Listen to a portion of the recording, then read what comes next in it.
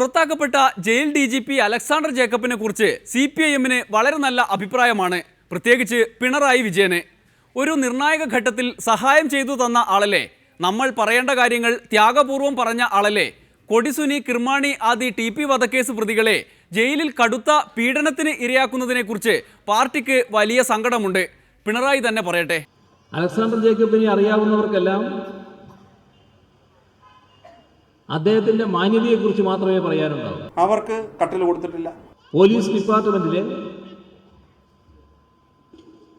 ഏറ്റവും ഉയർന്ന സംസ്കാര സമ്പന്നനായ ഉദ്യോഗസ്ഥൻ, അവർക്ക് കസേര കൊടുത്തിട്ടില്ല. ദീർഘകാലത്തെ സർവീസിനിടയിൽ ഒരു തരത്തിലുള്ള ദുഷ്പേര് സമ്പാദിക്കാത്തയാണ്. അവർക്ക് ഫാൻ കൊടുത്തിട്ടില്ല. ഈ വിധമായ കാര്യങ്ങളൊന്നും അവർക്ക് കൊടുത്തിട്ടില്ല. എന്നാൽ ധാരാളം സൽപ്പേര് സമ്പാദിച്ചിട്ടുള്ളയാണ്. എന്താണ് ഈ രാജകീയ സൗകര്യം കൊടുത്തതെന്ന് നിങ്ങളെ ആരോപിക്കുന്നത് എനിക്ക് മനസ്സിലാകുന്നില്ല. അവർക്ക് യാതൊരു വിധമായ രാജകീയ സൗകര്യവും കൊടുത്തിട്ടില്ല. അഗാധമായ പാണ്ഡിത്യമുള്ള ഒരാൾ. പിന്നെ അവൻ മുണ്ട് മടക്കി കുത്തി അതുവഴി നടന്നാൽ സാധാരണ തടുതാരനെ അഴിച്ചിട്ടാന്ന് പറയും. പക്ഷെ കോഴിക്കോട് ജയിലിൽ അവൻ്റെ മുണ്ട് അഴിപ്പിക്കാനുള്ള ധൈര്യം അവിടുത്തെ സ്റ്റാഫിന് ഇപ്പോൾ ഇല്ല. പോലീസ് ഉദ്യോഗസ്ഥരാണെങ്കിലും അറിയപ്പെടുന്ന അക്കാദമിഷ്യൻ. മൊബൈൽ ഉപയോഗിച്ചോ ഇല്ലയോ എന്നുള്ള ചോദ്യം ഞാൻ നിങ്ങൾ ചോദിക്കുമ്പോൾ തൊട്ട് പറയുന്നുണ്ട്. എനിക്ക് വിശ്വസിക്കാൻ പറ്റുന്നില്ല. ഏത് ബുദ്ധിജീവിയോടും കിടപിടിക്കാവുന്ന ബുദ്ധിജീവി. ഉദ്യോഗസ്ഥൻ എന്ന നിലയ്ക്ക് എനിക്ക് ഇപ്പോൾ വിശ്വസിക്കാൻ പറ്റുന്നില്ല. പക്ഷേ ശാസ്ത്രീയമായി തെളിയിക്കപ്പെട്ടാൽ ഞാൻ നിങ്ങൾ പറയുന്നതെല്ലാം വിശ്വസിക്കാം. എല്ലാവരോടും സൗമ്യമായി പെരുമാറുന്നതാണ്. അത് രാജകീയ സൗകര്യമാണെങ്കിൽ ആ സൗകര്യം അവർ ആസ്വദിക്കുന്നുണ്ട്. അതല്ലാതെ ഈ പറയുന്ന ഒരു രാജകീയ സൗകര്യവും ഈ തടവുകാർക്ക് കൊടുത്തിട്ടില്ല. തൻ്റെ ദീർഘകാലത്തെ പോലീസ് ജീവിതം അടിസ്ഥാനപ്പെടുത്തി അദ്ദേഹം ഒടുവിൽ തുറന്നു പറയേണ്ടി വന്ന കാര്യങ്ങൾ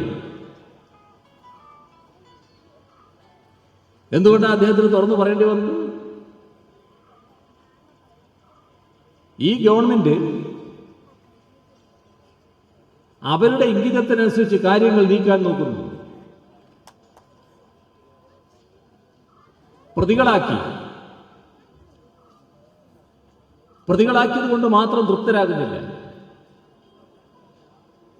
കേസുമായി ബന്ധപ്പെട്ട വിചാരണ നടക്കുന്നു. വിചാരണ അവസാനിക്കാൻ പോകുന്നു. വിചാരണ അവസാനിച്ചു, വാദം കേസിന്റെ ആർഗ്യുമെന്റിലേക്ക് കടക്കുന്നു. കേസിന്റെ വിധി വരാനിരിക്കുന്നു. അടുത്ത ഏതാനും ദിവസങ്ങൾക്കുള്ളിൽ വിധി വരും എന്ന നിലയിലേക്ക് എത്തുന്നു.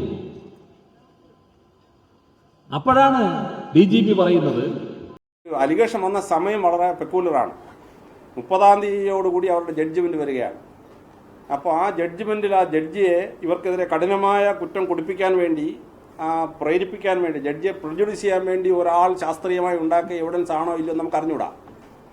2, TP ചന്ദ്രശേഖരൻ വധ കേസിൽ അഥവാ ഇവർ രക്ഷപ്പെട്ടാലും ഈ കേസിലെങ്കിലും അവനെ 6 മാസം ശിക്ഷിക്കണമെന്ന് ഉദ്ദേശമുള്ള ഒരാളെ ഓപ്പറേറ്റ് ചെയ്താണോ? നമ്മളൊരു പോലീസ് ഉദ്യോഗസ്ഥൻ ചിന്തിക്കുമ്പോൾ ഓൾ പോസിബിലിറ്റീസ് ചിന്തിക്കണം, അല്ലാതെ മൈൻഡ് ഫോർക്ലോസ് ചെയ്തൊന്നും ചിന്തിക്കാൻ പാടില്ല. DGP ആണ് പറയുന്നതെന്ന് ഓർക്കണം, സാധാരണ ഒരാളല്ല. അദ്ദേഹം പറയുകയാണ്, മൊബൈൽ കയറാത്ത ഒരു ജയിലും ഇന്ത്യയിലില്ല. മൊബൈൽ കയറാത്ത ഒരു ജയിലും ലോകത്തിലില്ല. പെൻസിൽവാനിയ ഹൈ സെക്യൂരിറ്റി പ്രസൺ, അമേരിക്കയിലുള്ള പ്രസണിൽ നിന്ന് മൊബൈൽ പിടിച്ചിട്ടുണ്ട്. ഇന്ത്യയിലെ ഏറ്റവും സെക്യൂരിറ്റി ഉള്ള ജയിലാണ് ഹൈദരാബാദിലെ ചെർലപ്പള്ളി ജയിൽ. അതിനകത്തുനിന്ന് മൊബൈൽ പിടിച്ചിട്ടുണ്ട്. 1200 പോലീസുകാർ കാവൽ നിൽക്കുന്ന ജയിലാണ് ഡൽഹിയിലെ തിഹാർ ജയിൽ. അതിനകത്തുനിന്ന് ഒരാണ്ടിൽ പെർ ഇയറിൽ ഒരു 30-40 മൊബൈൽ പിടിക്കുന്നുണ്ട്. അപ്പോൾ മൊബൈൽ പരിപൂർണമായി നിർത്തലാക്കാൻ ഏതെങ്കിലും ജയിലധികാരിക്കോ ജയിൽ സ്റ്റാഫിനോ പറ്റും എന്നുള്ള ഒരു പ്രിസംഷൻ നിങ്ങൾ ആദ്യമായി ഉപേക്ഷിക്കേണ്ട ഒരു പ്രിസംഷനാണ്. ഇനി തടസ്സപ്പെടുത്താൻ എന്താ ചെയ്തതെന്ന് ചോദിച്ചാൽ, കണ്ണൂർ ജയിലിൽ ഞങ്ങൾ 20 ലക്ഷം രൂപ മുടക്കി കെൽട്രോണിനെ കൊണ്ട് ഒരു മൊബൈൽ ജാമർ ഫിറ്റ് ചെയ്തു. ആ മൊബൈൽ ജാമർ പരാജയപ്പെട്ടു. പിന്നീട് രണ്ടാമത് അതിലും ടെക്നോളജിക്കൽ അഡ്വാൻസ്ഡ് ആയ ഒരു മൊബൈൽ ജാമർ 40 ലക്ഷം രൂപയ്ക്ക് കണ്ണൂർ ജയിലിൽ വെച്ചു. അതുകൊണ്ടും മൊബൈൽ ജാം ചെയ്യാൻ പറ്റുന്നില്ല. സൂപ്രണ്ടിന്റെ സ്റ്റാഫിനും തൊട്ടപ്പുറത്തെ കേരളോമതിയുടെ ഒരു എഡിറ്ററുണ്ട്, അദ്ദേഹത്തിനും മൊബൈൽ ഉപയോഗിക്കാൻ പറ്റിയല്ല. ബാക്കി ജയിലിനകത്ത് തടവുകാരെ സ്വസ്ഥരമായി മൊബൈൽ ഉപയോഗിക്കുന്നുണ്ട്. 40 ലക്ഷം രൂപ നമ്മൾ മുടക്കിയതിന് ശേഷം ഇങ്ങനെ ഇവർ നിരീക്ഷണത്തിലാണ്. അവന് 10 രൂപ ചപ്പാത്തി 50 രൂപ കറിയും കൊടുത്തുന്ന സ്ഥലത്ത് ഞങ്ങൾ 2 രൂപയ്ക്ക് ചപ്പാത്തിയും 15 രൂപയ്ക്ക് കറിയും കൊടുക്കുന്നു. അപ്പോൾ അവിടുത്തെ ജനങ്ങൾക്ക് അത്ര ആശ്വാസമായി, തീർത്ഥാടകർക്ക് അത്ര ആശ്വാസമായി. അങ്ങനെ ഇവർ എൻഗേജ്ഡ് ആയപ്പോൾ ജയിലിൽ ഇൻഡിസിപ്ലിൻ കുറഞ്ഞു. ഇൻഡിസിപ്ലിൻ കുറഞ്ഞപ്പോൾ കുറച്ച് സ്റ്റാഫിനെ വെച്ചിട്ട് കൂടുതൽ തടവുകാരെ മാനേജ് ചെയ്യാൻ പറ്റുന്ന ഒരു സാഹചര്യം ഉണ്ടായി. അല്ലെങ്കിൽ ഇത്രയും തടവുകാരെ മാനേജ് ചെയ്യാൻ പറ്റത്തില്ല. പഴയ കലഹവും റിബല്യനും ഒക്കെ ഉണ്ടാവും ജയിലിനകത്ത്. അപ്പോൾ എന്ത് പറ്റി, ഇവർ പകൽ മുഴുവൻ ജോലി ചെയ്യുന്നു. ആ ജോലി ചെയ്ത ക്ഷീണം കൊണ്ടവൻ രാത്രി കിടന്ന് ഉറങ്ങുന്നു. ആ പറഞ്ഞത് വളരെ ഗൗരവമുള്ള കാര്യമാണ്. അവരുടെ അക്കോമഡേഷൻ പരിതാപകരമായ അക്കോമഡേഷനാണ്. അവരെ ഇട്ടിരിക്കുന്നത് സെൽ ബ്ലോക്കിലാണ്. ജയിലിനകത്ത് കിടക്കുന്ന തടവുകാര് ഫോൺ ഉപയോഗിച്ച് ആ ഫോണിലൂടെ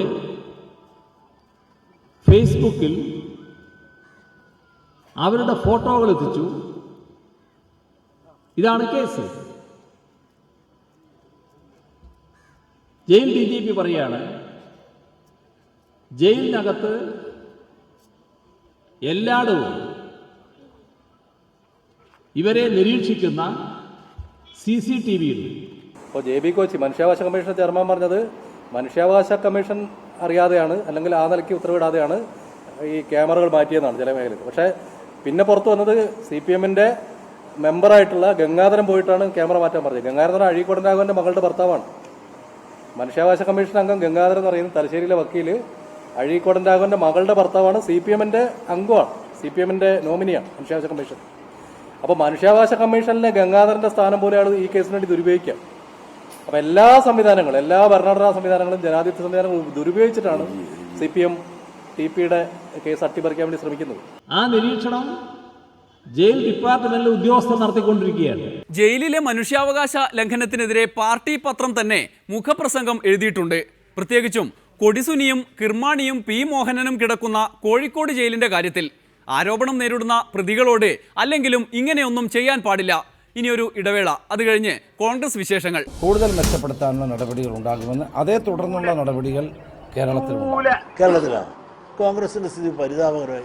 അതല്ല, ഭരണരംഗത്ത് കുറെ കൂടി